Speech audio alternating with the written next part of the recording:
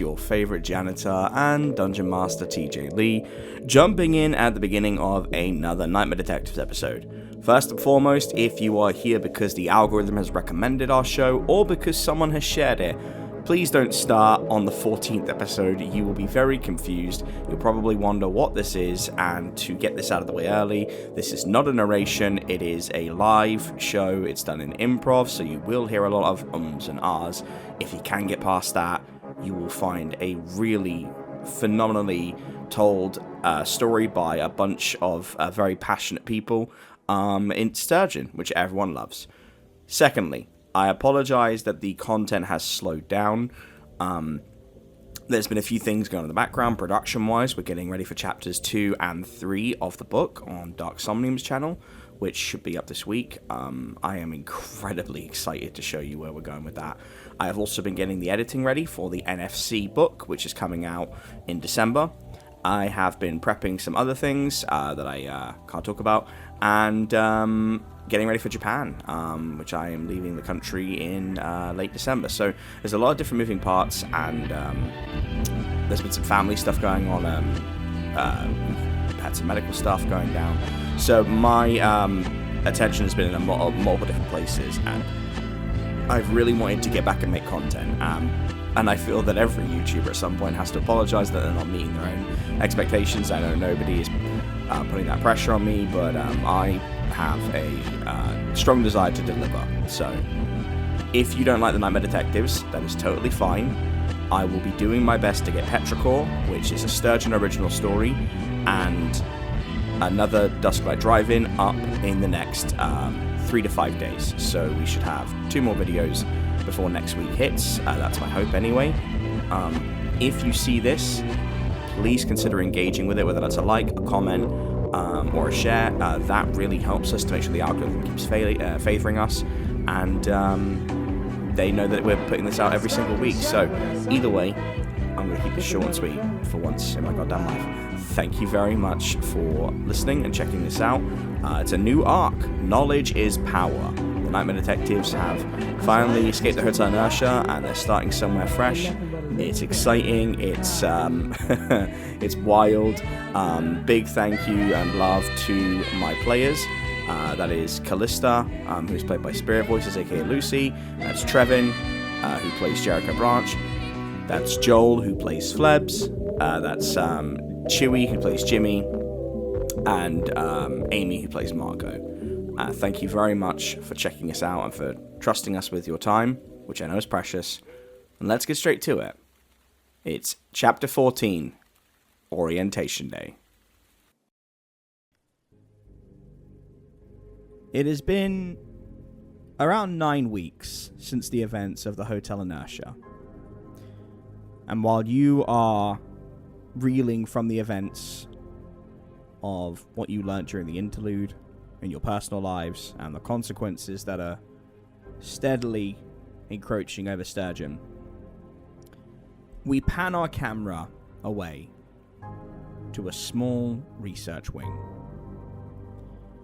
It is strangely cramped, despite the building it is housed within suggesting a far larger space we are not seeing. A haggard man leans over his desk, sweat dripping from his brow. He is feverish as he writes equations upon equations. And after tireless hours, he hears a noise. It is the computer indicating that there has been a success in the experiment. His eyes widen, his teeth shine, and he says one simple word: divine.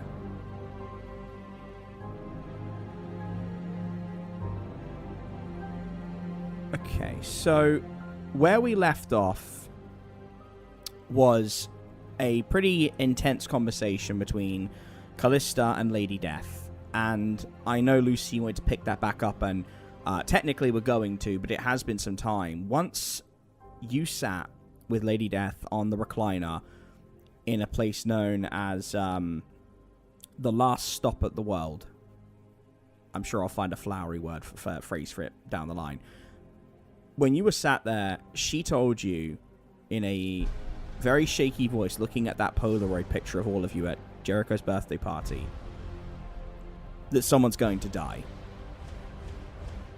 And I imagine you've been thinking on that for quite a while. Yes. Definitely. So, what have you been doing in the adjourning sort of 2 months before you get this meeting with Lady Death again? I think Callista has been... Well, she's probably been practicing her shooting more. Mm-hmm. Because she failed so much the last time. Okay. She has been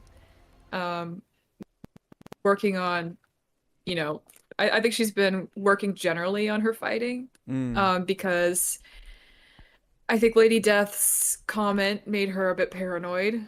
And so she's been trying to train her skills again, the way that she used to. Okay. And try to get herself ready for, I guess, anything that comes at them. And I think she's also been, after being stuck in the hotel for, well, I guess it was a week and a half. It felt like longer probably to everyone, but she's been, you know, stretching her wings and kind of just being happy to be free from that again. I'd say it was a mental health cleanse as well for all of you to get back into the swing of being in the outside world and, you know, mingling with people. You know, the stuff like that's very important. You got the people that had left the hotel nursery acclimated. Maybe some of you did some visits over there, you know, to really kind of get to know each other. And we'll go around, you know, and figure out what everyone's been doing in that time frame. But for you, is there anything else of note that you've been doing before you meet Lady Death? So, like, have you changed your outfit? Have you acquired anything different?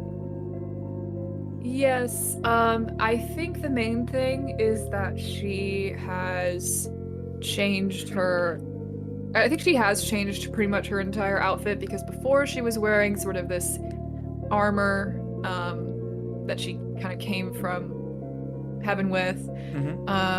And she had I did not talk about it very much, but she had a cloak, a long black cloak. And I think she switched that out because she's, you know, she doesn't really feel much need for it anymore. And I think she switched it out for a coat instead, instead of the cloak. This long black, sort of trench coat-esque. And I think her outfit has become more like, well, less armor for sure. Okay. More in style, but it has a bit of, what do I want to, like, it's still very practical. I would think, like, it's not full battle armor, but it's not really like stylish either. It's an outfit she can still fight in, you know. Okay. Yeah. But mostly the coat. And she's been working on like actually grooming her wings more, so they actually look less frazzled, and her feathers are actually like in order now. Okay. We will talk, by the way, before I forget, about trick weapons. Each one of you is going to have an opportunity to speak to Mr. Sticky and to the armorer, and basically, provided you roll good enough, your main weapon will have a trick form, which you can activate during a fight, and we will run through that. If you want it, you don't have to have that. But for the time being, that sounds fine. So, it's probably quite late when you call on Lady Death. I have this thing in my mind where I assume Kalista does sleep, but it's more like a meditation. It's kind of like the way it is, like dolphins sleep, with half their brain constantly awake. Yes. So you've probably tried to sleep, and it has weighed on you so much that you just feel the need to contact her. And sure enough, you get through. And I don't know if you were maybe expecting the waterfall or the void, but it's still the garden at the end of the world. That's what we're going to call it. And Lady Death is tending to the flowers when you walk in. Yeah, Callista kind of takes a moment to stop, and I like look around and realize that this is, the same location as before. Mm-hmm. But she walks over to where Lady Death is and kind of does her little like bow of greeting to her. Mm-hmm. And says, "Hello, my lady." Good evening, Kalista. I was expecting you. I didn't know how long it'd take, but I did think you'd come back. You have questions, so let's not dilly-dally. You have a lot of work coming up for you, and I wouldn't want to keep you from it.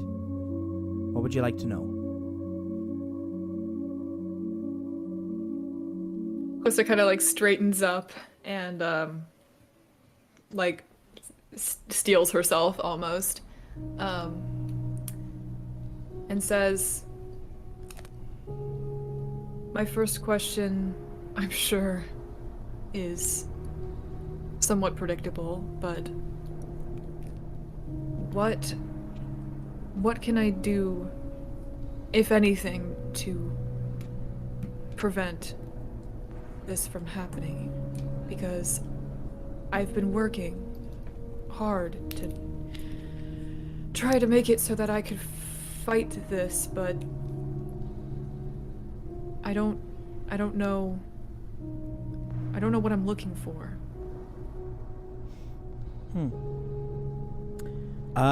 Give me a sharp roll.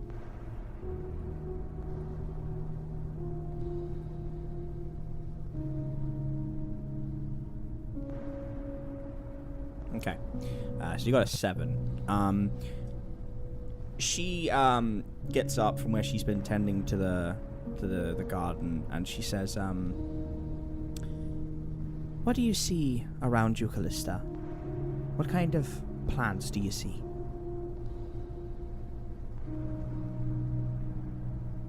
Callista kind of looks down at them, and I think she recognizes some of them, assuming they're like normal flowers that you'd see on Earth.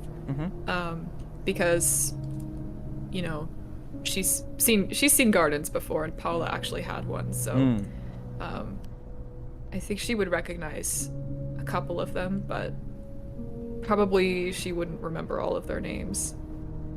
Is there any that you feel she would pick out?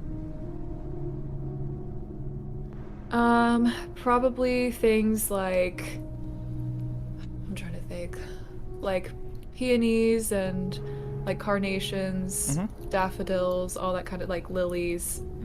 Okay. I feel like she would pick out. So you saw lilies. Okay. So you look to a set of bushes to the far right, and you notice the lilies, and she asks you, well, I suppose you would know some flowers, yes. What do lilies mean to you, Kalista?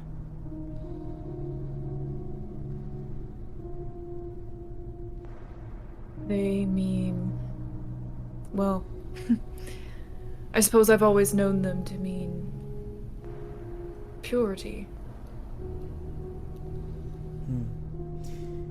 She goes over and takes one, and hands it to you for a minute. Puts it in your hands. And she looks at you with very sad eyes and says, "And that's sort of the problem, Kalista. You're still so young. You're naive. You look at human beings with these tiny little lifespans, and I mean, I can tell you've grown, and don't think I don't love that. But you still think so simply. You see purity where I see death, peace, eternity. What I'm trying to say, Kalista, is that you're fighting against the natural order of things. And sometimes bad things happen to good people, and you don't get anything from it but pain. In all the time I've done this job, there has never been a point where I have been satisfied. Never been a point where I've walked away and thought, I've done a good job here. But I also don't walk away hating what I do. I just am. Because that is my purpose. And who am I to go against that? And she takes her hand off of yours, and you see the lily has wilted. And she says, what would telling you do but bring you more pain, Kalista?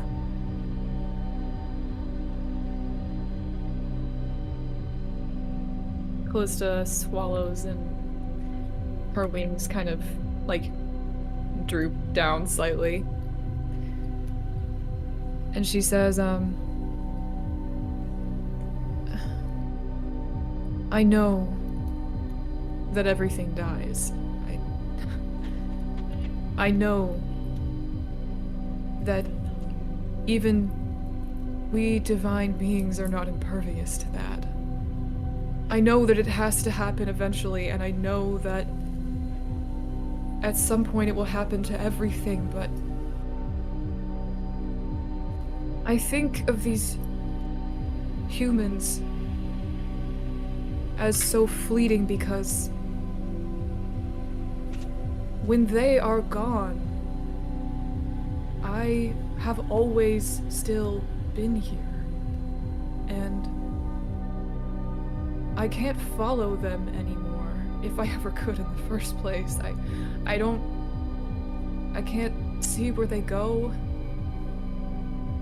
and when they do, I just have to keep going, and I know that that's just how it is, but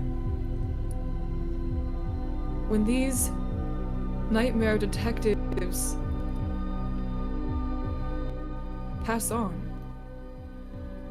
what of me then? What am I supposed to do after that? I already lost Paula. She was my purpose, and I thought I would never find a purpose like that. And now I have, I think. But I don't know if I can go through losing that a second, third, fourth time. I don't think I'm strong enough for that. Kalista, I'm sure you didn't think you were strong enough the first time. But you made it through. And you got here. Remember what I told you. Love and be loved, because it is the greatest gift you can ever receive in this world, and it means you're alive. And when you're not, you know, I met this wonderful human, and of many there have been. Her name was Joanne Kiger. She was a poet, and she had this little poem that I remember fondly called Night Palace. The best thing about the past is that it's over when you die. You wake up from the dream, that's your life. Then you grow up and you get to be post-human in a past that keeps happening ahead of you. Kalista, even I will go eventually. Everything ends. Those clever scientists down there talk about the heat death of the universe, that every star will eventually go out and there'll be nothing. I don't know if that's true. But I know eventually in my soul, if I have one, I'll go. I'll go somewhere else. I'll go across the Elysian fields. It's a journey. Just because you leave this area doesn't mean you leave completely. It's like moving house, Callista. Eventually you have to pack up and go somewhere else. And the more you fight against this, the harder it's going to be when it happens. But I'll tell you something. You proved to me, and to yourself more importantly, that you can love again. And if you live for 10,000 years, you will love again. That is what it means to be alive. Congratulations, Kalista. You're going through the human experience, and I couldn't be prouder of you. Kalista, like, sniffles slightly and kind of, her eyes are, like, she's tearing up as she listens. And she says, the human experience. I almost wish I'd never found it to begin with.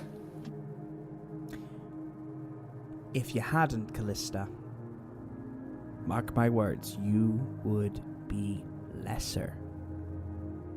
All these experiences, being angry, being embarrassed, being sad, being happy, it's a package deal. And I tell you something. When you go across those fields, I will be there. Nobody does it alone.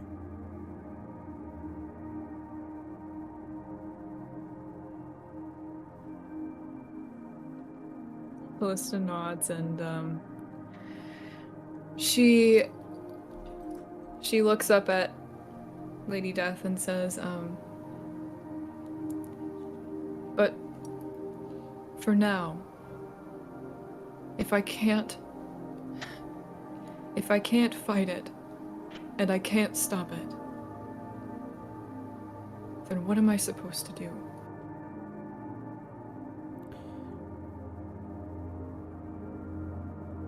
Well, Because I don't think I can just stand back and accept that it's going to happen. well, for right now, we'll have some tea. We'll cultivate the flowers. You can take some back for your friends. And we'll watch the stars. For when you get back, well, my honest advice is to just be present. The amount of people that come through my doors, come to this garden, who say they didn't do enough, they didn't say what they needed to say. Regrets upon regrets.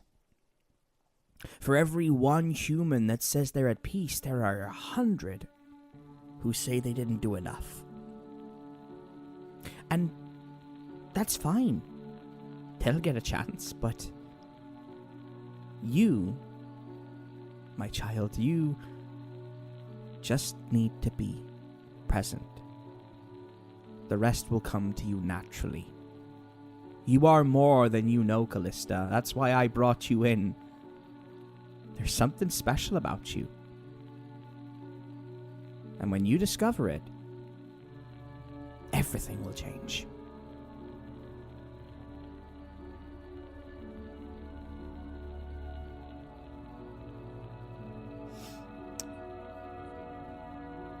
Kalista,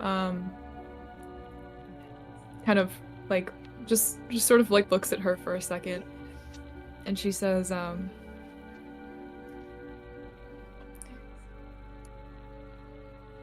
what is different about me than any of the other angels that there are up there? I mean, I know there aren't many fallen, but there have been some. Surely you've met them. Oh, I have. The difference is the journey. And I think at that, she puts her head to yours and tries to put you at peace. And unless you have any other questions, I think you guys just sit. You go through the flowers together. You feel, even though you've never been a kid, you feel like that childlike wonder as you just pick out some flowers, what you think everybody would like. And then you just sit and watch the stars for a little bit. And I'm sure you feel a little bit more at ease, but I would imagine hasn't quite had the effect you wanted. Yeah, I think, like, for that moment, she tries to just focus on all of that. But as soon as she leaves and gets back to her room and is alone again, I think she's still unsettled by, like, she's still thinking about it. Yeah. It's a little quieter, but it's definitely still in the back of her mind for sure. Okay. Especially when she, like, sees the picture on the wall. Because she's been, again, I think it's like her only picture, and I think she has been spending a lot of time looking at it. And we'll pause the camera there as you are just sat the edge of your bed, wings falling softly as you stare at the opposite wall, which has the picture, the Polaroid in the center. It has some mementos that you've grabbed from Mantis Bay, from the Hotel Inertia, some little trinkets that people have given you, and I think you just ruminate. And let's pan over to a very hungover Jimmy. So Jimmy, you had a bit of a blinder with Wendy. Wendy challenged you to see if you could hold your liquor, and you could, but you were going up against someone that is always hungry, therefore they are really hard to keep drunk. Actually, I suppose you wouldn't be hungover now. It's been like 8 weeks. So, I know you've been training with Wendy, but have you been doing anything else in that time?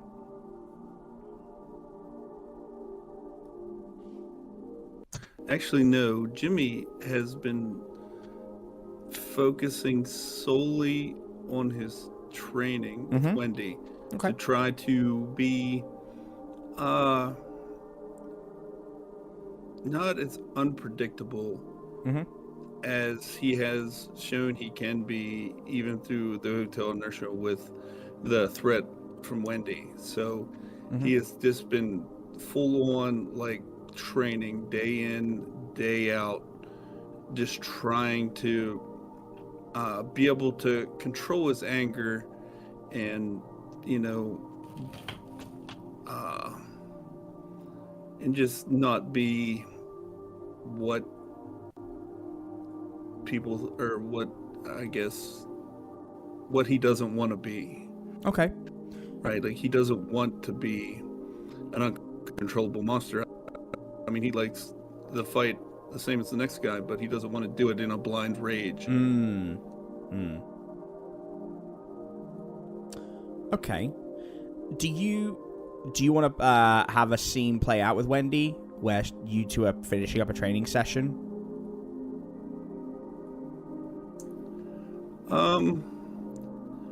No, not really.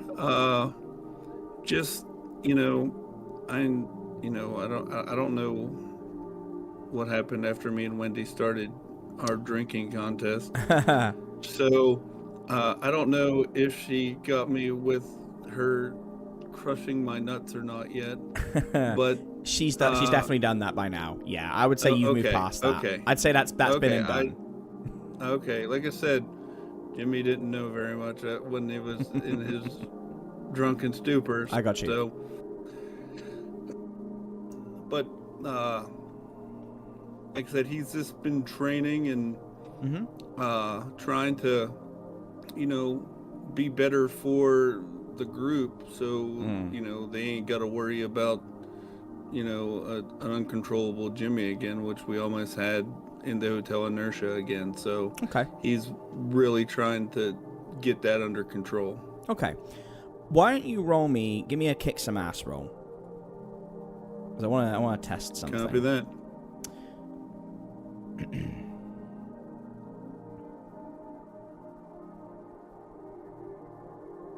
Okay, so a 9, and Wendy got a 10. That sounds about right. So, you guys are finishing up a very intense sparring session, and it has been really putting you through your paces, and she's made you keep the gauntlet on for this whole thing, and you have some marks and scars, and obviously they're sort of healing up at the same pace that hers are, and during the sparring, she spin kicks you, and clocks you on the side of the jaw, and you stagger.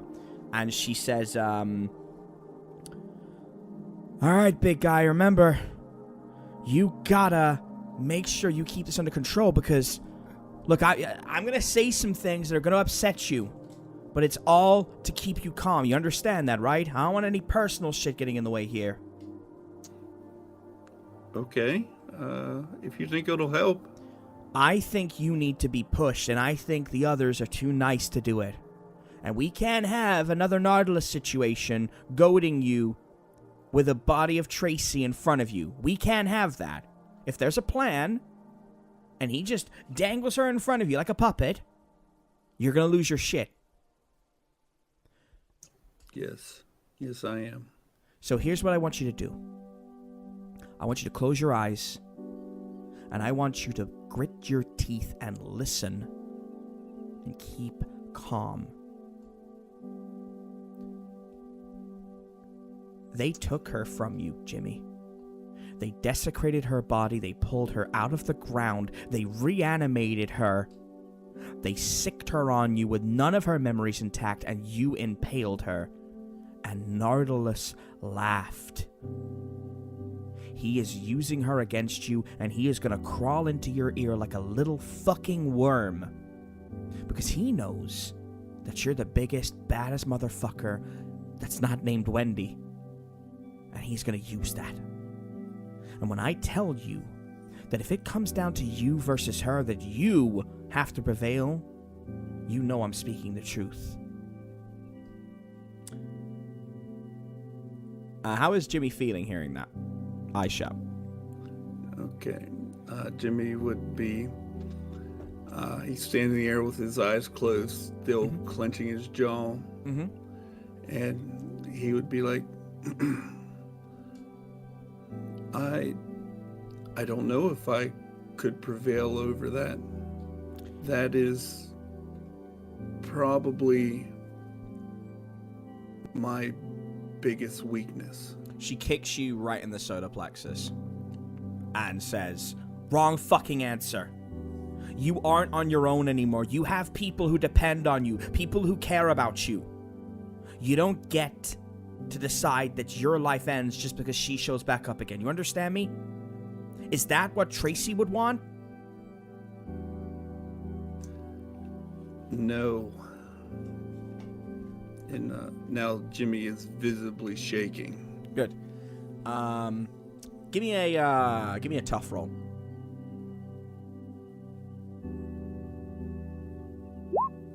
Excellent. You feel angry, but that image of Tracy hits your mind, and that mantra, is that what she would want? And then the other part, people who love you, you don't get to do this on your own. And the shaking subsides. And you take in a deep breath. And Wendy tells you to open your eyes, and she's holding out a hand.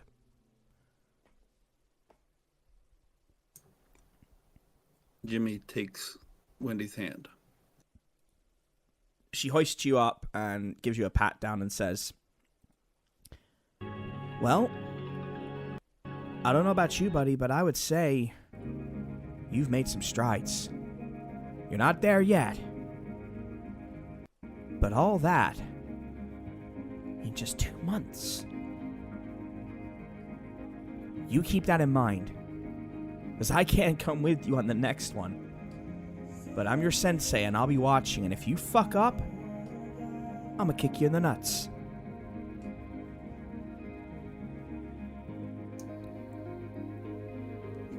I will try my best to not let you down.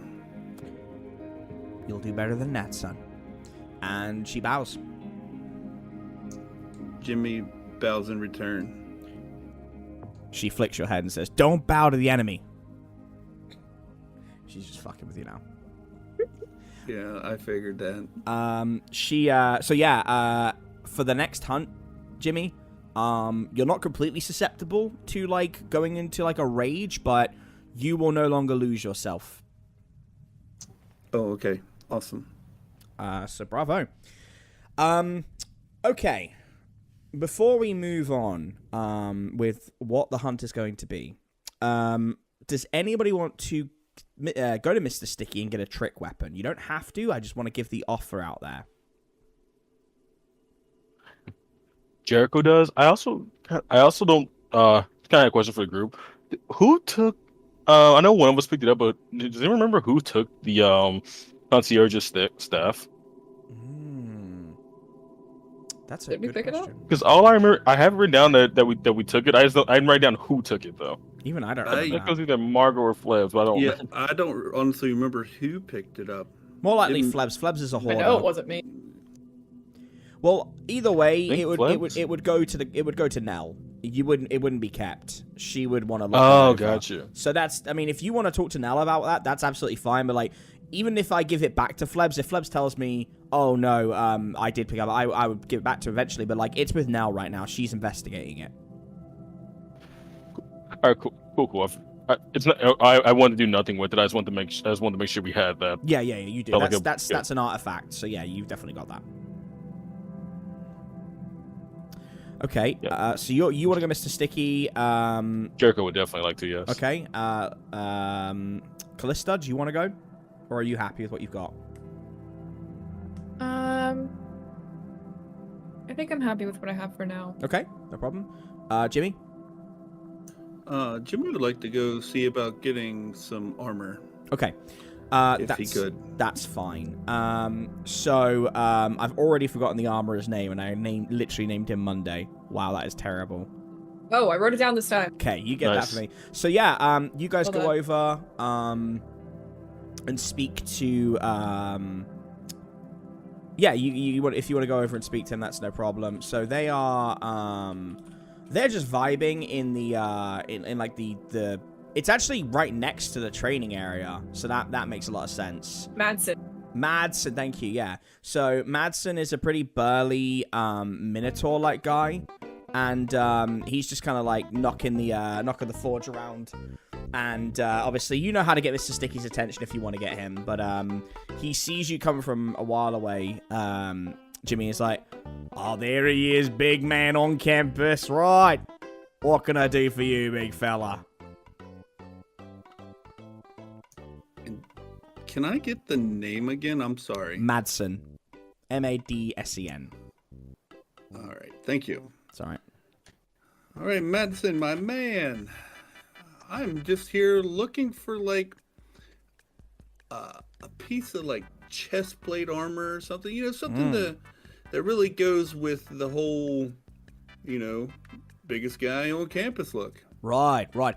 But there's two versions of that, right? There's biggest guy and then there's big hairy guy. So do you want armor for him? Do you want armor for human you? Do you want it to be malleable? That'll cost you extra, but what are we talking about here?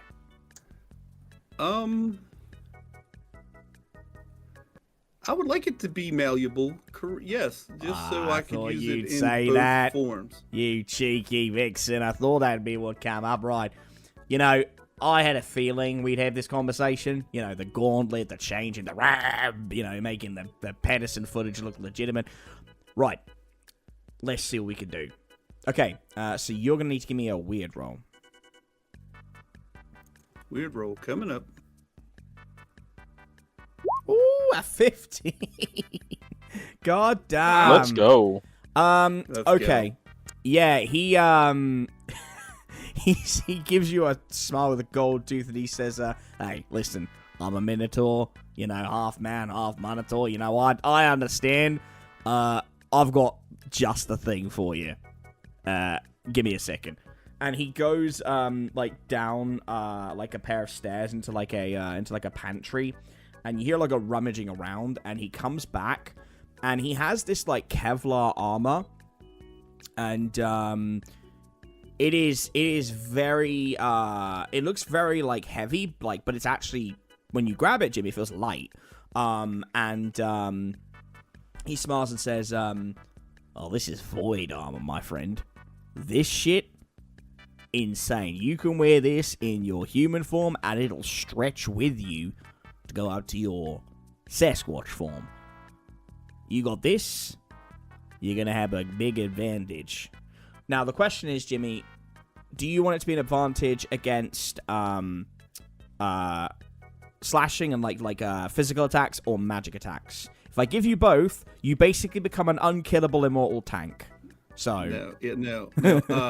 I would like it to be resistant to magic attack. Okay, please. So that's perfect. So this armor, it shimmers, and when you wear it, it actually melds with your body. It's like a camouflage. And he says, "Well, void armor, it negates all magic." Right, your magical friend, Mr. Branch there, right? Get him to fire at you. Just trust me. Trust me. All right, taking your word for it. Hey, Jericho. Huh? Yeah, shoot a spell at me. Please. Jimmy, I'm not doing that. Come on, the big armor guy says. Come on, don't be a coward. Listen, I got to. He said, it's his please. product. It's a product. I got to prove the product works. What happens if your friend goes out there, meets another one of them grave diggers, ooh, spooky, and then they throw necrotic damage and suddenly his nipples are rotting off? We don't want that. You're doing me a favor, Jericho. I don't want my nipples to rot off, Jericho. Please. Fine, but in future you shouldn't be like selling things you haven't field tested yet. Oh, we field tested it, but this is a family heirloom. It's only been done on me, and look, Jericho, you're the Stormbringer. Kind of fucking terrified of you. Don't really want to chance it on myself. All right, am I actually like rolling for this, or is this gonna be like an RP thing? No, you're rolling for it. Do it. The added fear. Just a weird roll's fine. Okay. Cool, awesome. You, what magic are you hitting him with? I guess just lightning damage, sure, yeah. I like the idea of you almost like doing like a fake out. You're like, no, turn away, boom, and sure enough, it sends Jimmy off his feet and into the wall, but he does not take any damage. So in game, Chewy, you will have you will take one less from magic. But since Jericho rolled an 8 anyway, you don't take anything from less. That. So you are basically like in the wall, just like completely fine. And you just see him have to go, "Oh, thank Jesus Christ." I mean, brilliant ass of that fucking ripper, mate. There you go. Jimmy gets up and he's brushing himself off. He's like, "Man, this shit really worked good." I'm so happy for you. Me too. I'm happy I didn't get my nipples burned off. Always protect the nipples. All right, I'm gonna go back. I'm gonna turn back around now. You guys do your thing. Okay. Jericho, are you speaking to Mr. Sticky? Yes. Okay. Yep. You knock on the shutter, and the corporeal form of tentacles and eyes speaks back out to you. Oh. Oh,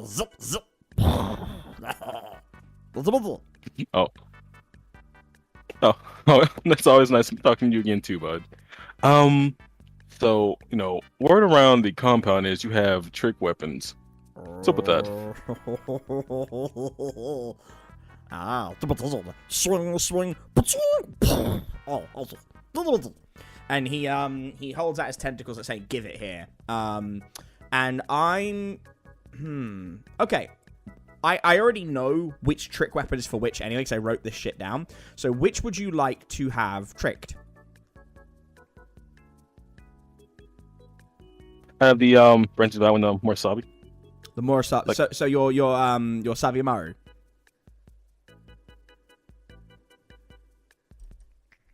Is it Savimaru not already? It's already yes, not a kind of trick weapon. It's being a hidden blade. Yeah. Okay, so okay. it should. Yeah. Oh, it's okay. Okay.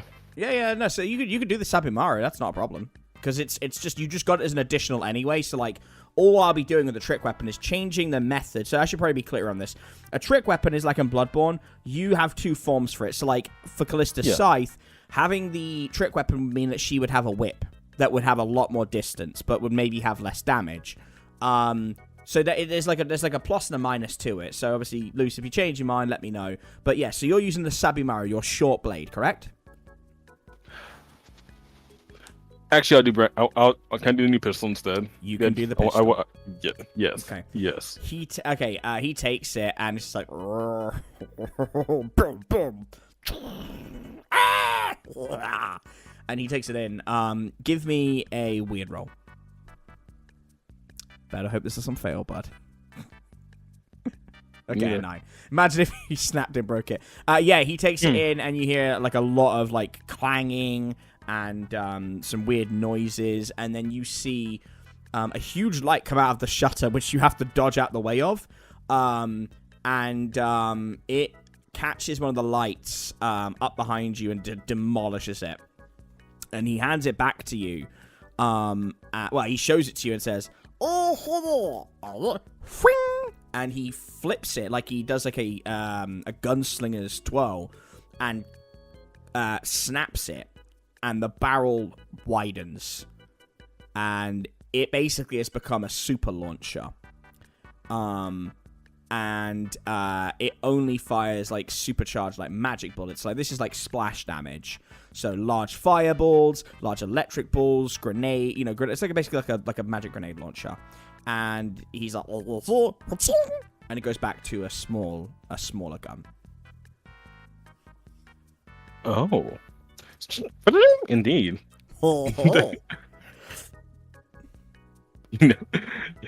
Thank you again for not disappointing, Mr. Sticky. And he just very very festive. Yeah. Yeah, cool. So you have a trick version of your gun. So that is going to be for you'll be able to do splash damage, but it'll basically have like a trade-off on harm, effectively. Okay, that's cool. Okay. Margot, did you want to get a trick weapon, or are you good? Margot does, but Margot has 0 weird, and she's scared of what that machine's gonna spit out if she fails. Well, Mr. Sticky's not a machine. He works like a machine, but he isn't a machine. Well, you're right. Well, you could always push for luck. Oh. There's always that option. Oh, I mean, yeah, why not? Okay, what are we trading? Let's see. What are my options for what to trade? So what weapons? weapons? Yeah, what weapons do you want? Oh, I see. Ooh, let's upgrade the hunting rifle. Yeah. Okay. Yeah. All right, no problem. So yeah. Do you say anything to Mr. Sticky, or do you just shove it in his face? Yeah, Margot, I guess, walks up to him and just kind of awkwardly, not really sure how to interact with it, but also doesn't want to piss it off. Just, can you... It's a he. His name is Mr. Sticky. Come on now. His pronouns are he, him. Sorry. Oh. Thank you. He's like he's like buffing his he's trying to show he's like a big strong man. He has like very normal, very normal ideas of the male body, clearly. God. Okay. Then yeah, she walks up to him and just asks a little awkwardly, "Can you just help me with this?" And again, he asks you to give it to him. Okay, and she hands it to him. Okay. Weird roll. Jerk. You can roll to help out. You can roll to help out, Jericho. Oh, okay. Jericho in the background like just gives a thumbs up. Or you could just watch this unfold. Don't let me force your hand. If you just want to watch this unfold, that's also fine. See, there it goes. Hashtag, he already rolled. A 5.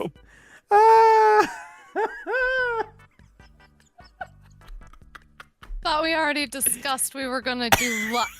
Oh, you didn't tell me you were doing your luck. Okay, No, so no, it was fine. do you want to do? Well, look. Do you want to do your No, luck? I rolled. Okay. It's done. I was gonna help out. You did it really fast. Yeah, you went I'm- too fast. You went way too Well, quick then- there. Well, even if Well, Jericho. then I alright. can wait. Well, it's too late now, and Jericho would have had to roll a perfect 10 to get you past a 6 failure. Yeah.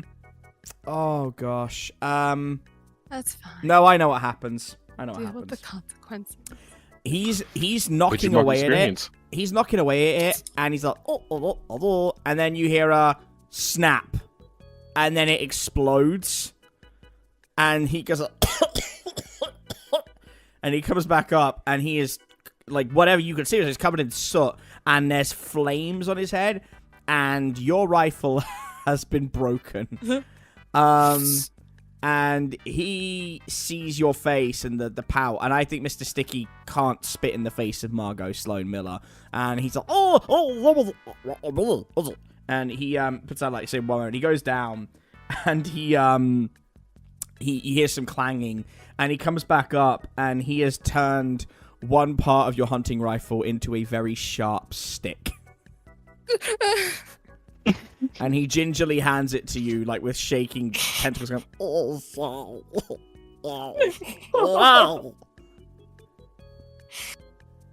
You broke it. He's basically, you rolled a 5. Jericho's thumbs up is not as slowly turned to a thumbs down. Such a funny image.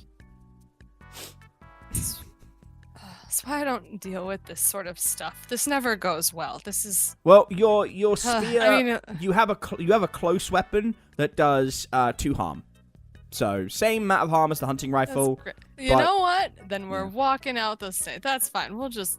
It's all right. That's Double. fair then. We'll just get to stab people with it now. All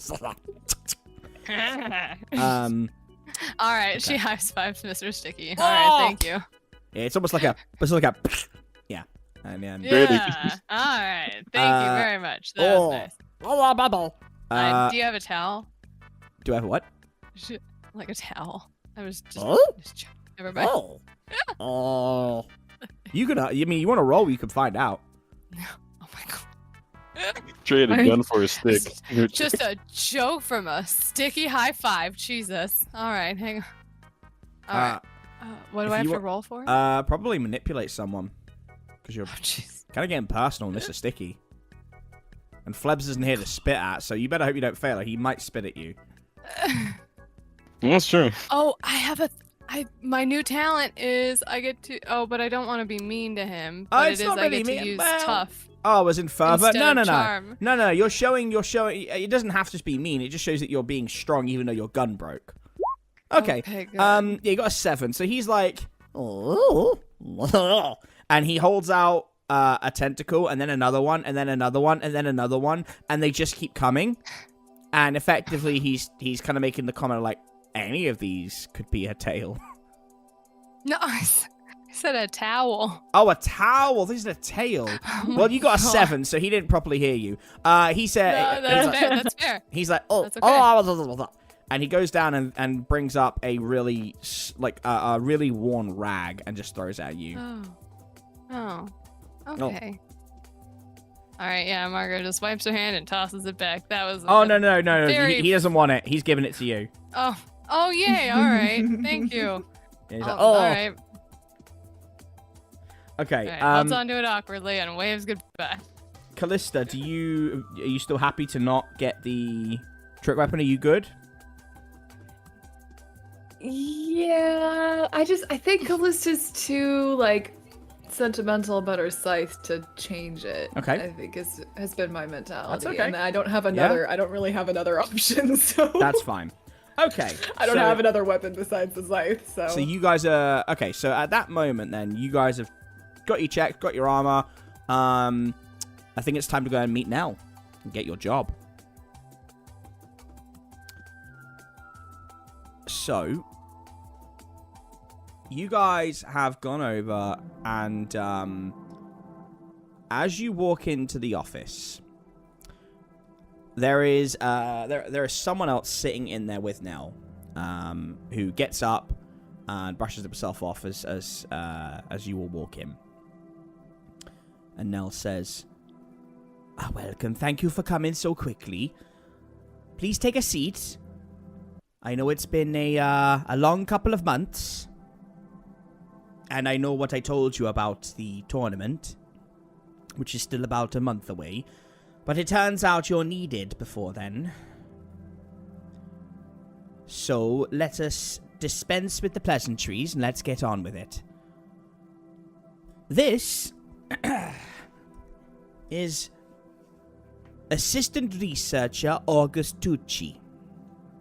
And it is a young-looking man, probably late 20s, with like a long brown hair done in like a little like man bun and circular glasses. Very tired, but he's very, very friendly, very almost a little bit over the top. He's very nervous.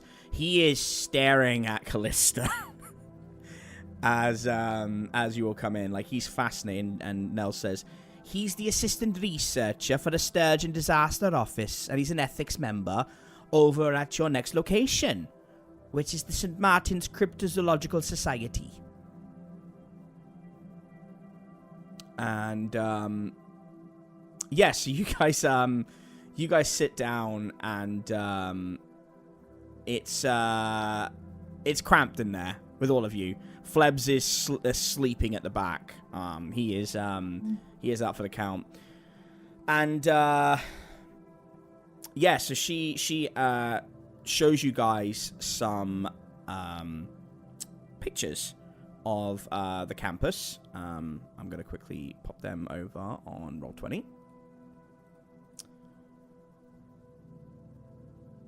And if any of you want to do any insight at all, like if you think you know something, you're welcome to do a sharp roll, just tell me. But this is the campus. It's a set of biodomes. And Nell says, this is over in West Sturgeon. This is part of St. Martin's Institute of Higher Learning. This is where we go to learn about cryptids and all the monsters and arcane magics that operate in Sturgeon and beyond. Last night, there was an incident. I'd say a rather grisly one, where 2 people were murdered and 2 more have gone missing. And because of your, shall we say, talents in the Hotel Inertia and the fact it was broadcasted, you've got a bit of a fan club now. You especially, Kalista. Callista's wings like fluff slightly, but they're too cramped to like spread out. Yeah. So she just looks grumpy.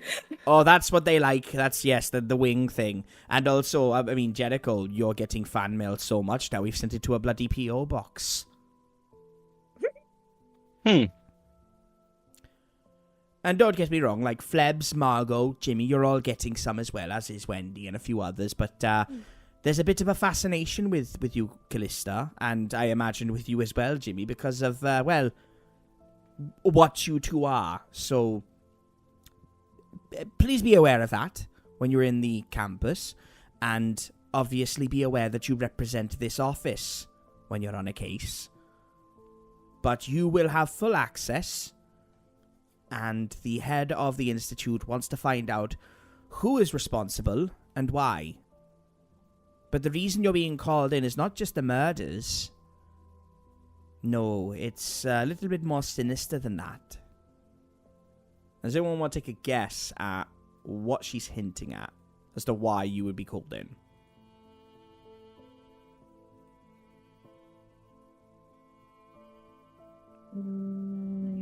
I'm thinking. I'm not. Yeah, I'm pondering. Yeah, the complete silence after you ask a question is. I'm used to it now. I'll start throwing in some hmms and I FPS know, questions. we should just a push to talk thinking noise. We should set that to the Just so it's clear, we're not ignoring you. Oh, I Yeah. figured that. You're also welcome to do a sharp roll if that to help inform that as well.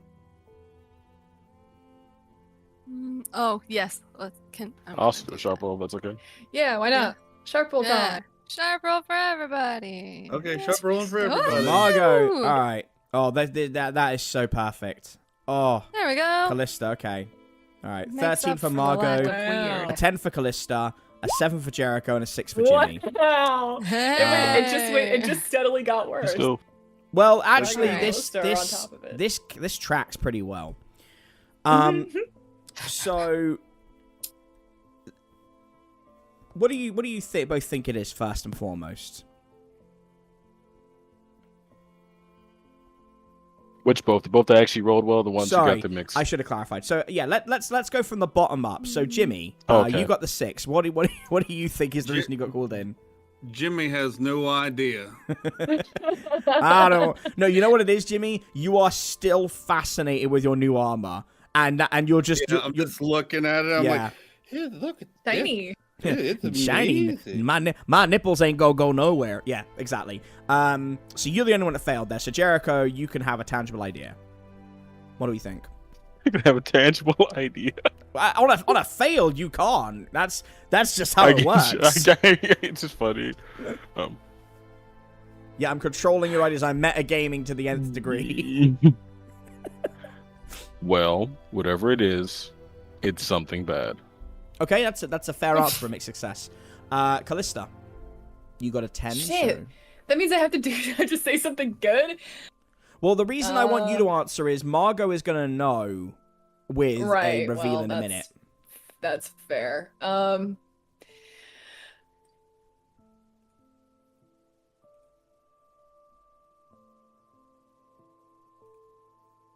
Experiences with with cryptids before. Like we've had to deal with the skinwalkers and all the creatures in Hotel Inertia and stuff. That's my only guess. Well, when you say that, August kind of like pipes up and he's been like, you know, observing you pretty intently this whole time. And I think that gets his attention.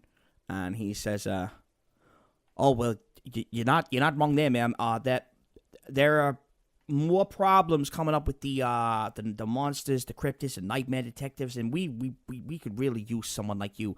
You're a fallen, right? That's what you are." Yes. Fascinating. Would you mind giving up maybe 20, 30 minutes of your time when you come over? I would just love to interview you.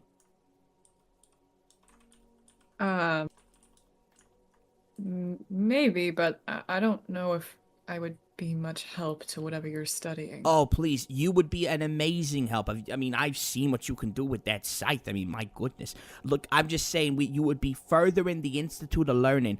But you know what? I'm getting ahead of myself. Yes, that is part of the reason. Let me just show you.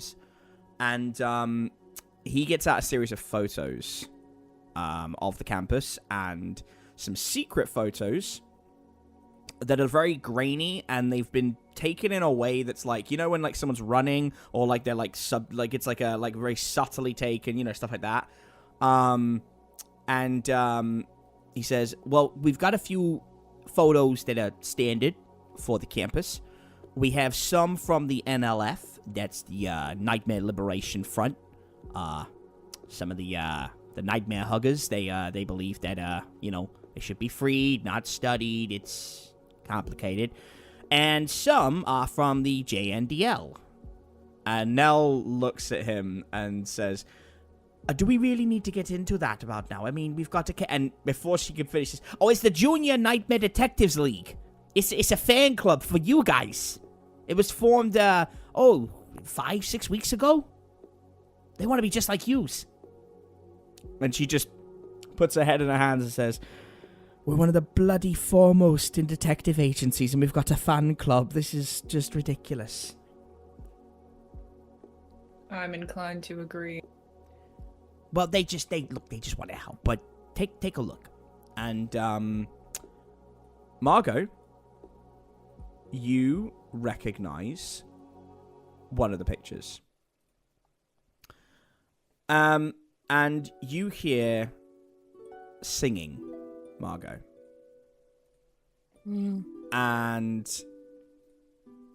you have not heard this song in a long time. Because when you look at the picture, Margot, it is a individual standing in the middle of a test center with a bunch of researchers around them, shrouded under a veil. And it is the spitting image of La Llorona. And just you looking at the image, it's like that song is filling the room. But it's not a woman's voice. It's, strangely now, it's a man's. And you don't know what he's saying, but you can hear it, and the dulcet tones are working their way into your ears, and it is intoxicating and painful all at once.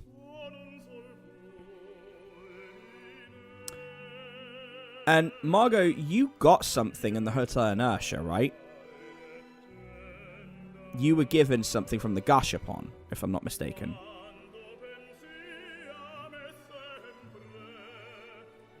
At least I believe you were. Sorry, I was muted. Yeah. Margot was given a finger. Can she pull that out of her inventory? Yep. Wherever that is right now. Was there there was a note attached to it, correct? Correct. And what was on the note? Hang on, I gotta pull my notes. I had them open.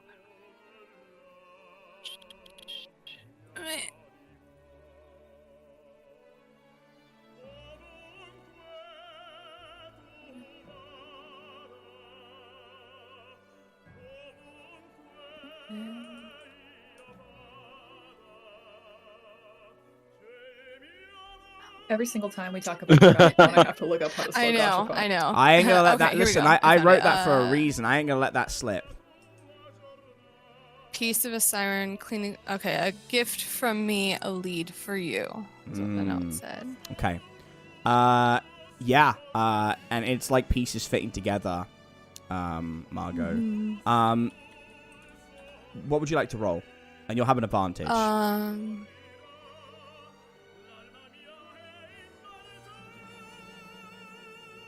Let's see. What are my options for what to roll exactly? So you can go investigate a mystery. You can read a bad situation. Yeah. You could straight up ask or do a lore check in your own mind for what you remember. It really depends on what you think is the best approach. Okay. Yeah, let's just do an investigate a mystery because that's yeah. Yeah. And then you can do a flexible alternative. Okay. Oh, okay. I did not roll that. That's right. You got a 9, so that gives you one question on a flexible alternative, unless you want to go from the standard list, which you can also do. I guess I'll just kind of I'll go from the standard list, and I'll just ask, what sort of creature is it? Is it the same as this? And I show him what I have. He looks at it and his eyes kind of bulge and he says, that's... May I take a closer look? Yes, and I hand it to him. He inspects it for a minute and then looks at the picture, and you all look at the picture and you see that creature is missing a finger. And he doesn't even need to say it, Margot. You know that you have the finger of the creature that took your family. What you don't have is who wrote you the note.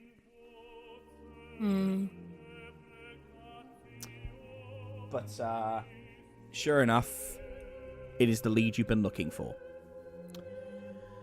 And I imagine it's quite an uncomfortable thing.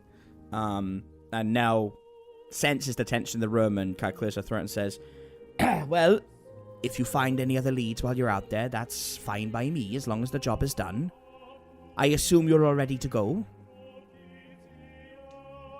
Yes. then I wish you all the luck. And, Jericho, Yes, madam. I will have that staff ready to look at for you and Flebs when you get back.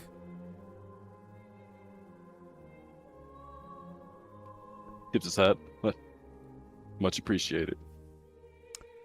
And with that, you follow August out, and you make the hour-long trip over to the biodomes. And Can we ask him questions while we're traveling there? Yeah, sure, of course you can. I didn't think of that. Yeah. But you're going to meet some other characters in a minute as well, unless you want to wait until then, or would you like to ask them along the way? Yeah, we can just wait until then. Okay. Then that's fine. So you are taken through to the campus entrance, and as you can see, it's a massive set of biodomes, and each one has its own area, and there's a little map that kind of tells you where you can kind of go to. And for the sake of breaking it all down, I'll just kind of go through some of them. So, you have the library, you have the auditorium, you have the dormitories, you have the research wing, you have Sector 9, and you have the debate parlor. And there's a few other buildings, but you don't really have the time to look at all of them. But those are the ones that you've got handy. So if you want to make a note of those, and does anyone need me to repeat them? I got it. Yes, I can send it. Oh, in okay. general. Thank you. Perfect. Yes, please. And you are being taken to the debate parlor, where the rest of the staff are waiting for you to make their introductions. And I think they not everyone's on board, but a lot of the members of the institute are going about their day. A lot of professors, some younger students, comparing notes, trying out new things. There's some arcana magic going on in the courtyard. Some people are having like very lively and almost aggressive arguments. Some people testing out things on docile nightmares and strange cryptid creatures. I would imagine it's a mix of wonderment and unsettlingness, especially for Jimmy and for Callista, which we will get into. You are all zoomed past it before you can really kind of process it, and you are taken into a large debate room where a bunch of the staff are sitting on these large chairs and all having a pretty hotly contested argument as you all walk in. And August kind of clears his throat and says, sorry to interrupt this heated and storied debate over, and he looks at the like the actual what the panel says. He goes, ethics of experimenting on nightmares. Oh, Jesus Christ, not this one again. But I wanted to introduce you all to the nightmare detectives who will be handling the next set of investigations into what has been going on here. Should any of you want to speak to them? And there's some grumbling, and a voice chimes up and says, yes, I would like to have a word with the Nichtmehr detectives. What is your stance on experimentation of the nightmares, the things that go the bump in the night?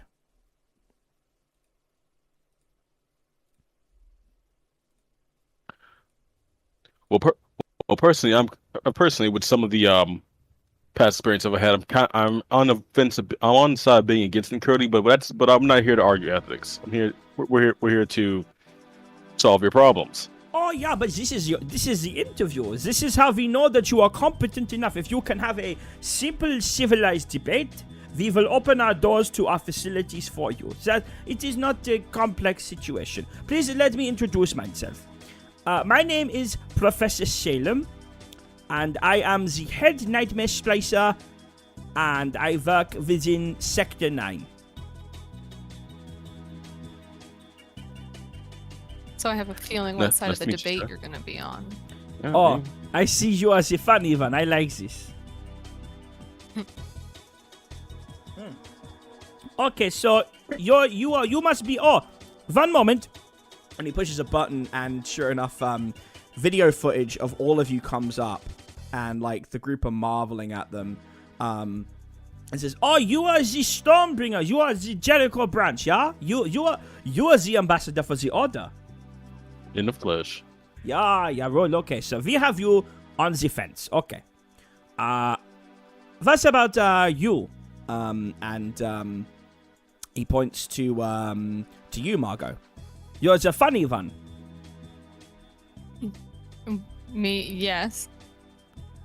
What is your stats? Are you yay or nay?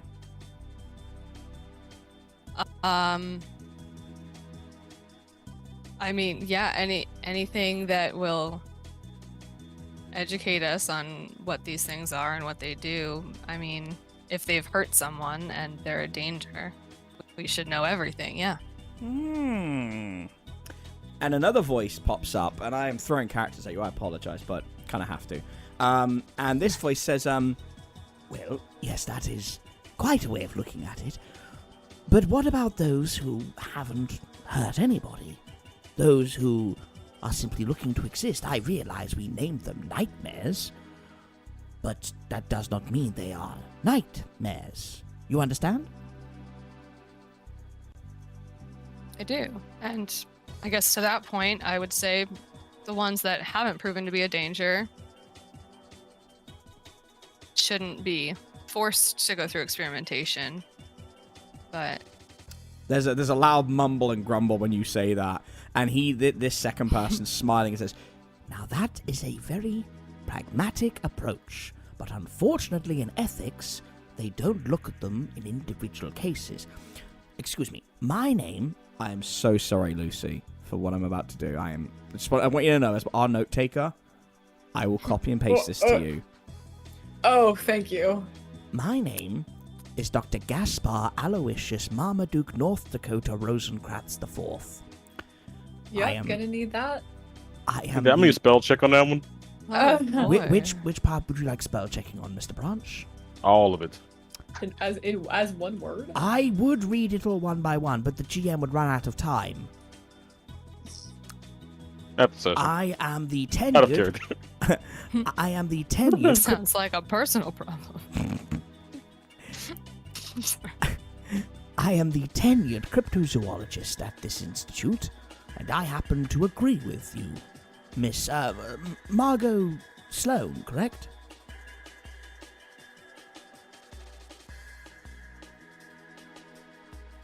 And correct. There's more grumbling, and a third voice picks up and says, "Oh, that's the one that saved my life.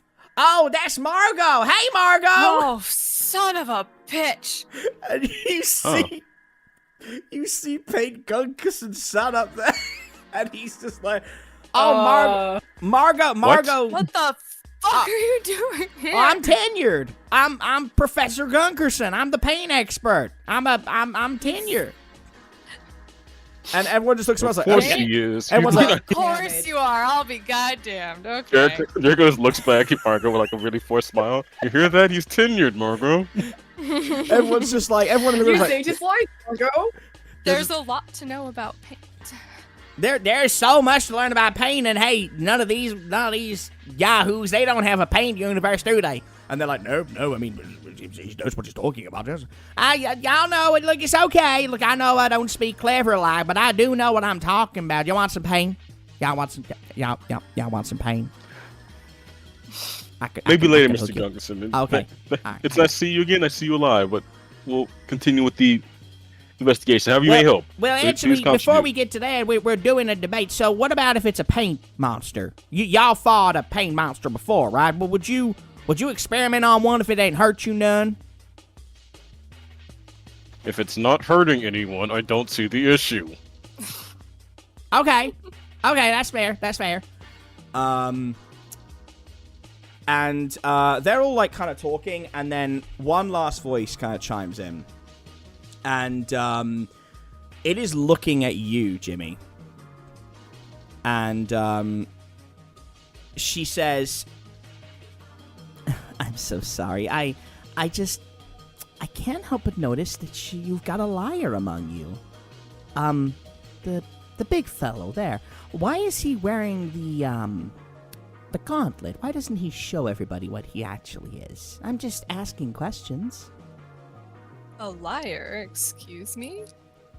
In my line of work, we don't really like people who are deceitful. It's not good for science. Oh, I'm sorry. My name is Professor Vivatma Wayland. I'm the tenured expert in sturgeon history and ethics committee. Of course you are. And I know what you're thinking. I'm the sort of person that asks to see the manager. And you would be right. I do. Yeah. And I always get my way. And if you want to get into our facility, I'm going to have to ask that you take off the bracelet. Please.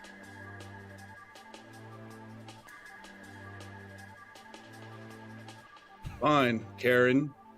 You want me to take the bracelet off and show all of you that I am what you think is a nightmare?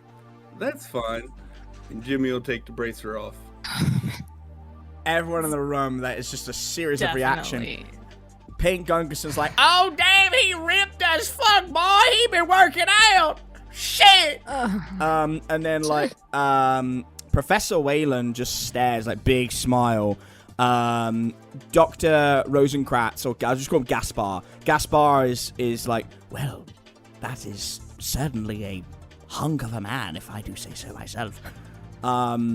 August is not apparently surprised when he stares at you, and Dr. Salem, the head spicer, says, "Oh my God, you are okay. Permit me one question, and we can be done with this, and we will see you individually. Herr James, when? How do I say this? When did your people leave Sturgeon?"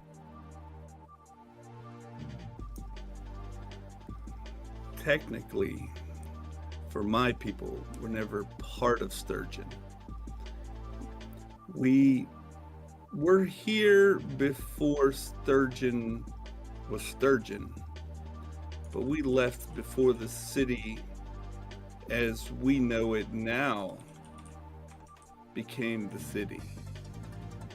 My people decided a long time ago that they did not want to try to intermingle with humans for various reasons. I myself, on the other hand, find humans fascinating. I have lived among humans for a long time now, but as far as my people being part of Sturgeon, they were technically never part of Sturgeon as a Sturgeon as a city and Sturgeon proper. Professor Wayland chimes in and says, "Oh no, he's not wrong. They are the native people, among many others that we work with here. I think, James, what my colleague is asking is when did you become the last one? I think he's just a little bit surprised. We don't see many of your kind anymore." Well, like I stated previously, my kind decided it would rather go into hiding than try to integrate itself into the human society. So it's been, I don't know, probably 150 years maybe since my tribe decided it was gonna move on to a place that I could no longer go. Fascinating. Thank you for being so candid, and allow me to apologize for Professor Valen. They are a bitch. And the room just, like, it burst with noise, and Paint Gungus is like, Jerry! And the doors are kicked open, and a rather large, like, very well-built man in his 60s comes in and says, What is the meaning of all of this? There is no debate scheduled for today. Is the faculty looking to make a mockery of this institution? I do declare. And he stops when he sees you, Jimmy. And his eyes widen. And instinctively, he just holds a hand out and says, I am Dr. Willard de France. I am the disaster officer and ethics chair. You are a very tall, hairy individual, and I am frightened of you. Do not be frightened of me. But I'm glad you're the disaster guy. I mean, always good to have it. You know him, especially when I'm around. And August says, "Oh, that's my boss. That's the guy who hired you." Yeah. Are you all just fucking with us? Is that what this is? You trying to haze the new people? And they're all just giggling, and Professor Salem says, "Just a bit of roughhousing. We wanted to see how they would respond. Curiously, the winged one stayed very quiet. That is telling. You are a fallen, yeah?" Callista crosses her arms and says, yes. Do you miss your home? That is not the first time I've been asked that question, and I'll tell you what I told them. I do miss certain parts of it, but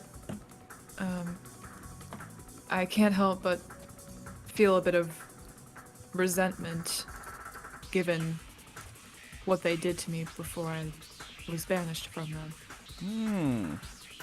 It might surprise you, but you're not the only one to say that. And before you can react to that kind of like little dig, the group hear a noise, and it is signifying that there has been a incident in another wing, and they all begin to hurry out. And Dr. DeFranz and Researcher August are stood there with you, kind of like a tit in the breeze, and say, well, this is, I suppose it's both bad timing and good timing, because this is why you're here. It looks like another member of the faculty has gone missing. Cabbage and the head of security will take you there. We need to go ahead. I apologize for my group's antics. They are not the socially aware type and are a little strange. Between us, I'm not even sure Paint Gunkerson is truly tenured, but nevertheless, we need a paint expert in Sturgeon. Why? That's a great question. Okay, how about we have that conversation when there's not an incident going on that we need you as detectives to investigate? You can ask me anything. Oh, okay, of course. I thought just like the casual grilling of, my team here was like what we were called here for, not to actually investigate. Again, I apologize. That is not on me. That was them kind of being douches. I will reprimand them as best I can. But when you have geniuses with tenure that can make black holes out of farts and bags, you kind of have to let them do what they want sometimes to blow off steam. But I am sorry, and I appreciate your candor. Cabbage! And this big lumbering dude comes in, and he's like, Yo, what's up? We need to go to Sector 9. Would you mind escorting them over there once they've gotten acclimated? We'll need to cleanse the area. Yeah, of course. I'll bring him over to the boss. And you're ferried out, and you're taken to a small little waiting area. And you hear a voice open the door and say, God damn, I knew I'd see all of yous again before long. Yeah! Oh, look who it's Angel Dust. I guess we're gonna be doing this again. And it is Sheriff Muldoon wearing a campus outfit that says head of security. I was gonna say, is he the head of security? Fuck yeah, dude. And he grins and says, well, welcome to St. Martin's, bitches. Glad to see you moving up in the world. Sheriff, it's a surprise to see you outside of Mantis Bay. Well, we were gonna end the episode there, but apparently everyone wants to continue for a few minutes, so that's fine. That's fine. The GM can find another natural stopping point in 10 minutes. That's great. Thank you for that. True. Yeah, well, I got the opportunity. Faye has decided to go into the police force. Tried to warn her that, it's a tough job and there's pretty rough people in there, but she's strong. I mean, after what you guys went through, she thought she could do anything. And, well, I've been opening my mind a little bit to what's out there. Seeing this one, points to you, Callista, says, well, that was the first stage, and then you guys know that everything went on in the hotel was filmed, right? There's YouTubers who are breaking it apart for theory videos and Twitch streams. Everyone's seen what you're doing, and that was really the last sort of shackle to come off my mind palace, if you will. And now I've seen everything, and I wanted to be here because, one, I'm interested in what's going on, and two, I thought I'd run into you guys. You have no idea how much of a welcome surprise this is. So, Faye's in police force. How's the wife doing? Oh, Marjorie's fine. She comes up once every afternoon. Normally it's a short drive to Mantis Bay. I don't know how she does it so quickly. She gets the food. Oh, hang on a second. I got something for you. And he goes out the room and comes back, and he has several piping hot strombolis for each of you.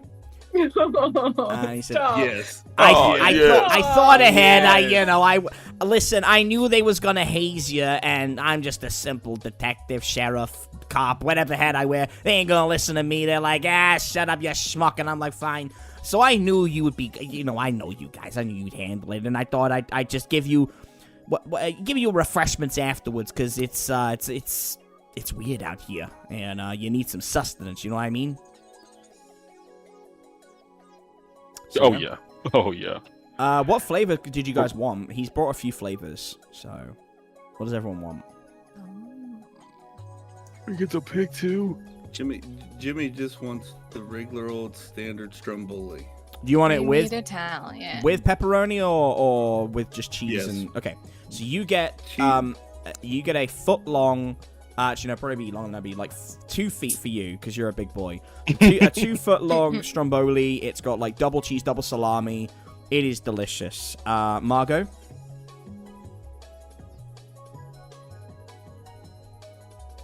What would Margot's Margot have? thinking like a spicy 3-meat Italian. He gives you a foot long because he doesn't want to assume that you won't eat all of it, but also you might want some for later. Correct. Definitely. Jericho? I think Jericho will take like what Chewy's having the original. Probably just a normal foot, probably just one.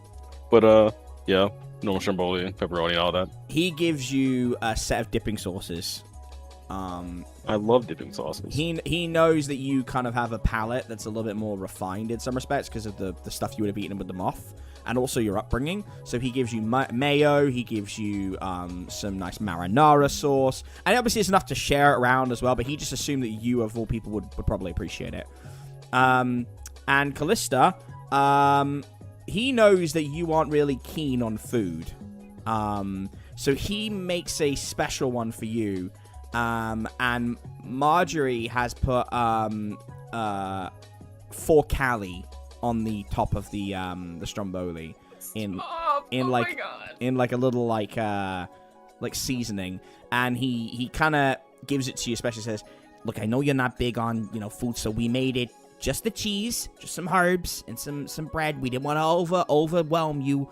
There is some salami if you want it, but we thought we'd keep it simple. I remember you liked it before. And Marjorie, she was so happy, so, she was asking about you, saying, oh, when's Callie coming to visit? I said, Callie's a fall, and she can't just come over. She's, it's not that simple. But she wanted to make sure it was passed on to you. And Faye, Faye just wants to be just like you. She's only being a police officer because she's not, dead yet.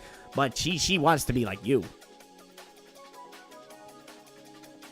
Kalista, takes the stromboli and looks at him and says, Sheriff Muldoon, it is wonderful to see you again. I missed you guys. So you guys eat down, chow down. If we're going ahead for a few more minutes, then I will.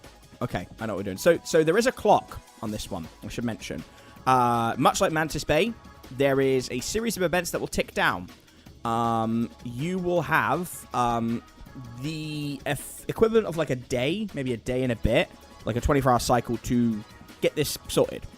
And while you've been sitting there, Muldoon explains to you a little bit more of what's been going on. And you're going to be able to ask him some questions. So we'll do this, and then we'll do one more, so we'll wrap up. So he, you guys enjoy the food. You will catch up. You're telling him all about what's been going on. You know, it's nice. And he says, well, they called you in. It actually was my recommendation they called you in. They were just going to get in the regular police. And I said, look, you got the nightmare detectives. Why the hell wouldn't you do it? And I spoke to, well, he's technically my boss, in the ethics committee leader. I figured, you know, if I could convince anybody, it'd be Dr. DeFranz. And sure enough, August Tucci, he good kid, you know, good head on his shoulders, a little bit strange, really likes angels, so, you know, Kalista, watch yourself. If he comes near you, I'll give him the old 1-2, ain't gonna be none of that funny stuff. But they saw the footage, and then the rest of the faculty, the senior faculty, were just like, yeah, let's get him in.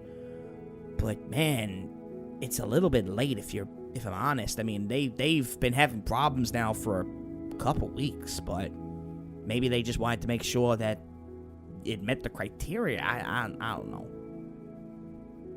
But shit's going on here, guys, and it's kind of eerily similar in ways to what happened in Mantis Bay. Victims, and then people disappearing, and it's got me spooked.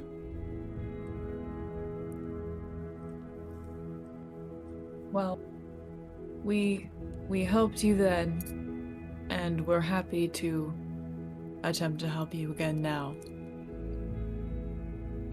Yeah, whatever we can do. Well said.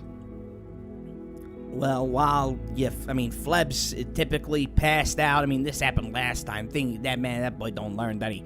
But what do you want to know? Let me see how I can help you. And in about 5 minutes, we'll go over to Sector 9. I think they're finished. They'll radio through when they're ready to clear in. So. Besides them all working at the establishment, is there any other connecting factor between the victims that have disappeared as of this far? Any small detail helps. Okay. Give me an investigate mystery roll. Y'all are so greedy for Muldoon today. God damn. I was like, oh, that's a good ending point with him saying welcome back, bitches. Sorry. You're all just so greedy. Like, sorry, I didn't realize. I didn't pick up on the fact that was supposed to be an ending. It's okay. It's all right. Well, as long as Mr. Branch is all right, because it's Jericho Branch's time. Yeah, we're all good. We'll find a stop. I almost choked because that caught me off guard and I laughed so fucking hard. Jericho, you got a 5.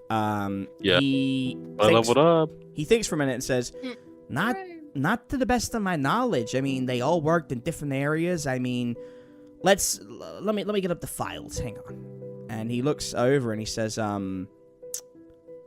well, there was Raucous Crash. He worked in the ethics committee. Sinclair Davis worked for the paint department. Have you guys met Pink Gunkerson? Because my God. Yes, he has his own department. You know it. Yeah, that's someone that you just meet people. You know if Florida Man was a person, that's Gunkerson right there. That is, yeah, you are exactly right. That's Salt's personified. Mm-hmm. So, well, I mean, he drinks paint. I mean, look, my mind is open to many things, but how is he alive if he drinks paint? You know, it's a bit strange. Anyway, I find the man disturbing, but he's not our guy. definitely not our guy. He actually had a run-in. He was the third or fourth guy, I believe. You'll have to ask him, but he has had his own problems since he came here a few weeks ago. Then there was Jimmy Whitefield, who I think he worked for Sturgeon History. He was under Professor Wayland. Margot Sue, who worked with Gaspar, Dr. Rosencrantz. That was the cryptozoology department. And then there was Sergei Paplikov, who was a transfer student from Kerala. And I'm not sure what the hell he did. I think he worked with Dr. Schlengel. Oh, you guys know him as Professor Salem. He had, you know that dude's full title is Dr. Professor Salem Schlengel? How much of a fart sniffer do you have to be to have that kind of title? That's a prick That name. sounds redundant. Right, exactly. Well, I think he was one of the splices. He worked in his department. It's the most guarded and heavily funded, but yeah, it's important. That's what keeps the lights on in this place. Jesus. Those are the victims so far. They literally worked for all departments. They didn't have a crossover. Okay. The only department that hasn't had a fatality yet is the roboticists, which makes me wonder. Well, I should give it its full name: Roboticists and Arcane Research. Why you need to combine the two things? I don't know how robots and magic combines together. Yeah, Jericho, you got any cyborgs in your order? Couldn't tell you, but golems are a thing. Well, yeah, but golems are stone, right? They're not. Wait, are they steel? Well, they can be made out of basically anything. You basically think of it as adding magic to make a construct move. Are you yanking my fucking chain right now? No, it could be just normal magic. It can be like someone's soul or something like that. Just binding, like in essence, to like artificial body, and that's a golem. Hang on. Does that mean RoboCop is a golem? Technically. Holy Well, no. shit. Wait, no, you think about it. When you think fiction. about it, that's a golem. Yes. Callista, have you Officer seen Margot, RoboCop? that's a golem. Have you ever seen RoboCop, Callista? No. Why have you not shown her man, You gotta RoboCop? watch it. We're I have gonna no do idea what you guys are talking You've about not right shown now. her. Callista, I want you to imagine Margot, right? Margot is a badass, right? Now imagine Margot covered in steel with the ability to pull guns from random places on the shoulders, on the back, and fire more ammunition than any of you put together. that. Really was my hero as a kid. Well, that's like that's a cyborg. It's not the exact same thing as a golem. One's just No, but isn't a one's golem science and math? Right, but there's a okay. robotics and arcane study department, so isn't RoboCop just an advanced golem, like a golem for the new age? You know what? You can say that, yes. This is you can hurting say my brain. that golems are just retrograde cyborgs. You can definitely say that, yes. Golems, So, you know what? So, a cyborg is Margot made out of metal? No, that's what Margot could be. If Margot was struck down by a monster and then was rebuilt, we had the technology. We can rebuild her. You know, then she. You know what? Next time you go The back, song's going in my head now. Thank you for that. you're one. welcome. Next time you get time off, go watch it. Like, you trust me. Just trust me. We are gonna do that when we're done here. Anyone else want to ask a question to Mr. Muldoon before we move on?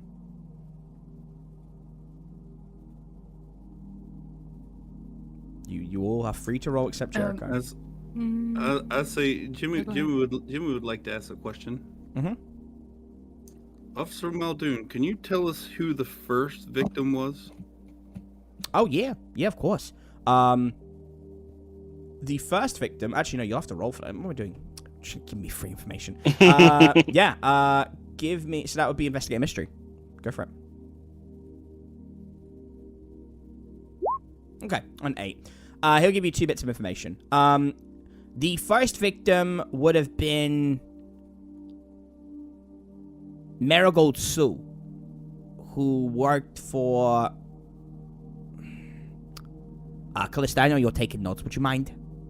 My memory is kind of going here. Zoology? Okay, thank you. That would have been the one working underneath, Dr. Rosencrantz. Yeah, she was the first.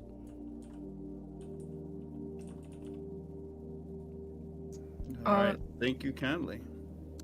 Are there any other people who have had run-ins, as you say, that haven't been killed or disappeared besides Payne Gungerson? Yeah, you have to roll for that. Sorry, yeah, I've just realized. With Marigold Sue, well, that's something else that's a bit strange. Each one of them was killed differently. Marigold was shocked to death. And I mean, like, literally, her body was smoking when they found her. Sinclair, I think Sinclair was chopped up. So each one of them, real strange.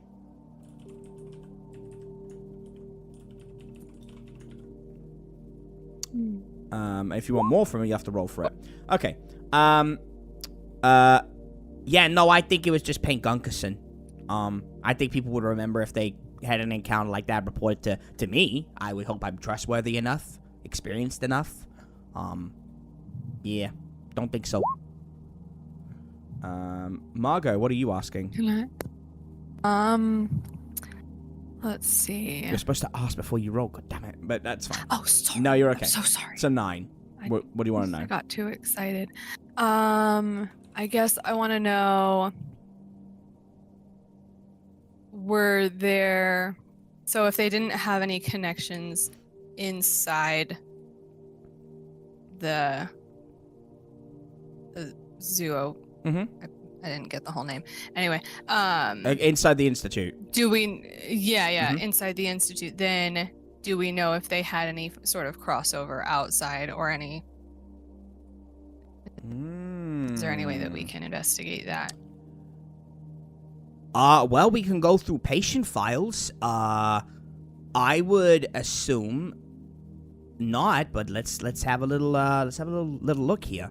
And you look through on a 9, you see that they all had something in common. Each one of them had at some point had an encounter with a nightmare creature outside of their work here, just in their lives. They had either seen one in the wild or it had encountered them, something like that.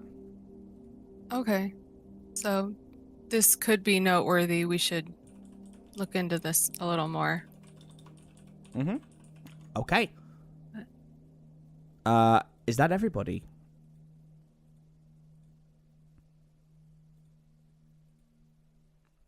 I think so. Okay. Yeah, I believe so. All right. So Yes. the radio rings and Muldoon says, "All right, let's go over." And you make your way across campus, and you see a few of the faculty along the way. They're like discussing amongst themselves, and you are going through a building. It's rather like odd in the biodome. Like these are really oddly contained. It's kind of unusual to go from, when you go to university campuses, these big square buildings and, some nice cobblestone around it. But here it's almost very static until you get into the biodome, and then the environment changes. And when you go into Sector 9, it is a cacophony of sounds, like going into or seeing a film with a testing area for monkeys and stuff like that. It's just lots of screaming and shouting and noises you don't recognize.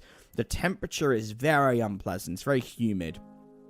And you're walking down a single pathway, and it's clear on either side. So you can see in the underbrush, you can see, that there's like creatures all over, and, some of them you recognize, some of them you don't. And they're all kind of eyeing you, and as they dart in and out of the underbrush, and you go into the connecting biodome in the building itself. And when you go in, you are right in the entrance, which the light is blinking on and off.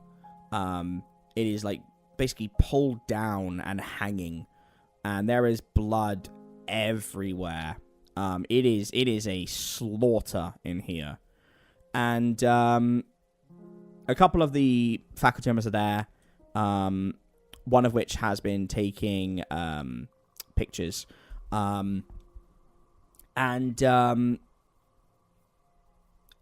I honestly, like, before I say anything else, I think you're gonna have to roll for this to give anything else. What are we And rolling? we'll roll. Well, guys, I'm trying not to handhold you too much because that's just I'm trying to you that's are fair. you are Okay. three Like, you are Okay. yeah you are 3 arcs deep now, and by the time this comes out in August when we release this, I guarantee people are gonna be like, oh, you're metagaming, you're hand holding them, and I'm like, no, guys, I'm just trying to be a good DM. But no, I want you guys for this investigation. Like there is it. a real murder mystery, and I'm going to tell you now. I want to just say something. Yeah. There is a chance you will not solve this. There is a chance that what's going on here will shit. actually happen, and you will fail. So I want to up the stakes a little bit. Like, if there's a situational thing, I will get you to read about situation or act under pressure. But I want you all to take that initiative and say, I want to look at this. So I'm going to roll. Do I roll a shot? Like, I want you guys to kind of get into that. The pressure is going to be on. Okay. And you're about to find out why. Well then, can I roll an investigate a mystery? No. Yes, of course you can. Imagine. Yeah. Nope. That Can you one's on imagine? cooldown. Oh, Okay, never mind. Kalista, you... Um, Callista, you try to look around, but honestly, you feel everyone staring at you.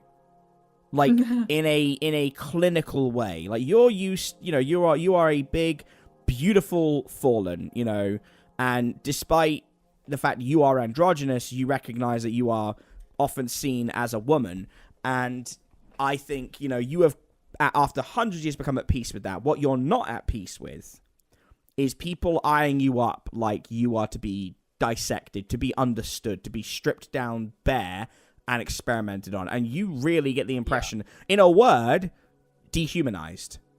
And Kalista, the last time you felt that way was when you were with Paula. When people looked at you married to a woman in a time when it was not acceptable. Oh, how far we've came. Ha ha ha. And you felt at that time the same way. And they're not as overt, and it's not disgust, but it is this idea of they look at you like you're not a person. And despite all your talk about humans and their lives, you feel very human right now. Very exposed. Yeah. So you don't get She anything. does not like the attention. No. So nothing for you. So Mhm. so this is the room where like one of the recent abductions. Yeah, like, we are in happened. the first 10 seconds before anyone said anything. So I'm trying to do it like a bit like Sherlock Holmes in the sense of this is like the doors have just opened, you're just taking it in. People will start talking in a minute, but I want to give you all the drop on what you can ascertain in that time. Okay.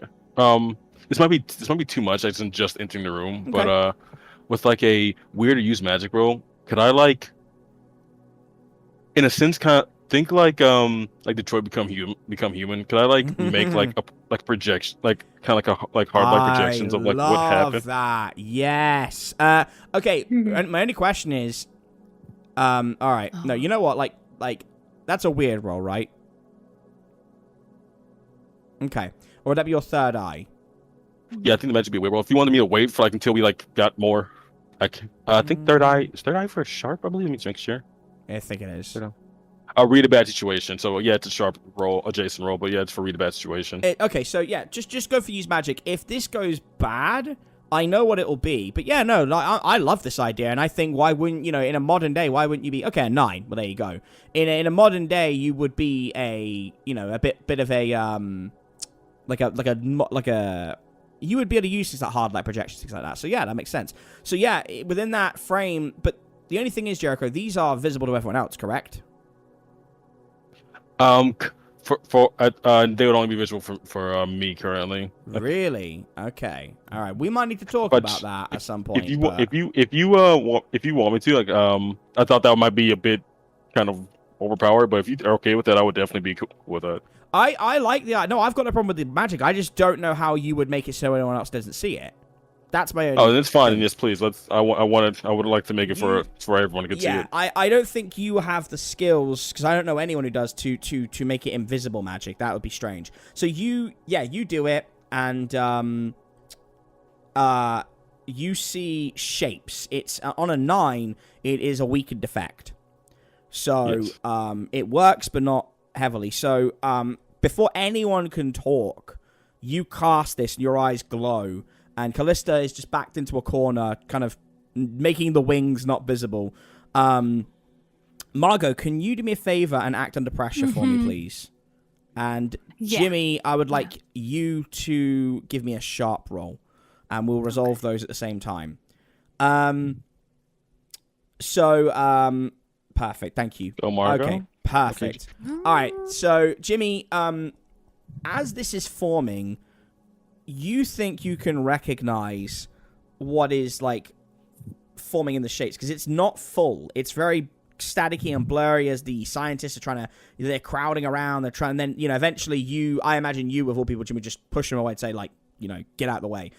And you see the new victim, a young woman, at her desks, looking at some information, She stares closely at it on the screen and then jumps back and begins to run. She runs around the table and a big figure blocks her. And, I mean, I don't want to get overly unpleasant about this, but it tears her in half. I mean, it grabs her by the head and then the other hand wraps around her hips and it just pulls. And as doing so, that's why the blood sprays all over the walls and a couple of organs spill to the corner. And Callista, I'm sorry, but you're standing in the corner where one of them is. Cool. And, yeah, it's unpleasant. And Jimmy, well, you recognize what the shape is as it hulks and then, storms away down deeper into Sector 9. It's a Sasquatch. And while you're realizing that, Margot, you see, on an act under pressure, you see that something was left on the body of this poor woman. Her eyes were covered with 2 coins. Oh.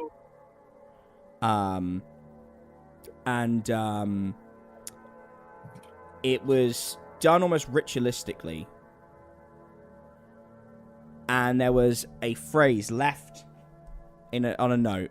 And the note was part Latin, part English. And I'll translate. Nos coniunge primum. And then the words, another clue. And you make the connection with that Latin. And you read it out loud for everybody to hear. We will reunite soon.